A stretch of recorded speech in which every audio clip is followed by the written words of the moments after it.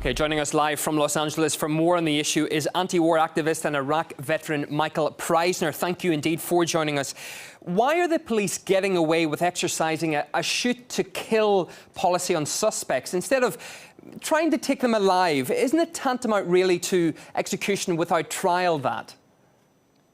That's absolutely what this is. Cops being judge, jury, and executioner in so many cases around the country where a popular study has found that every 28 hours an African-American is killed by law enforcement in the United States. That's a staggering number. The reason that they can do this is because they know there's absolutely zero accountability. Even in cases where police murders are videotaped, for example, the killing of Kelly Thomas, a mentally ill man beaten until he died, or Oscar Grant, an African-American man who was shot in the back by Johannes Meserly. Even in these cases, there is no justice for those who are killed. So police have, a free pass to do whatever they want and know that they're going to get away with it, know that they're never going to be held accountable. And racism and white supremacy, of course, plays so much into that, because that's why these white officers can kill black people on a massive, massive scale and are never punished for it. And as soon as the incident happens, the entire system rallies around the defense of the police officer and demonizes the victim. That's what we saw with the Michael Brown case. And what else we're seeing is heavily militarized police using things such as smoke, stun grenades, rubber, wooden bullets against unarmed civilians, it has to be said. Is that justified?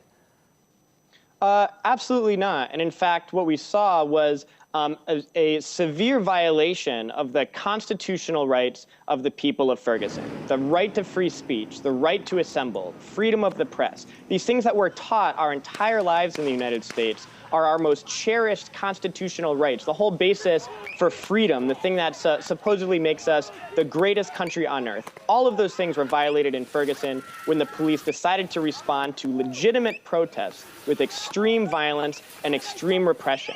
And that's why, nearly 100 veterans and active duty service members, including many Iraq war veterans, signed an open letter to the Missouri National Guard who were deployed to Ferguson, saying that if you're really upholding your oath in Ferguson, you'll be standing with the protesters against the police, and that's what you should be doing. We also know the US Army has released a training manual which authorizes the use of lethal force against unarmed civilians in the event of full-scale riots in the country.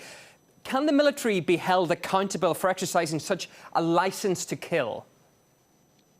They can be held accountable, but soldiers inside the military have the ability to change that. And then the reason that there's such militarization of the police and such heavy-handed tactics that we've seen used in Ferguson, the whole reason the National Guard was drawn out is because those protests were an expression of real deep issues in American society.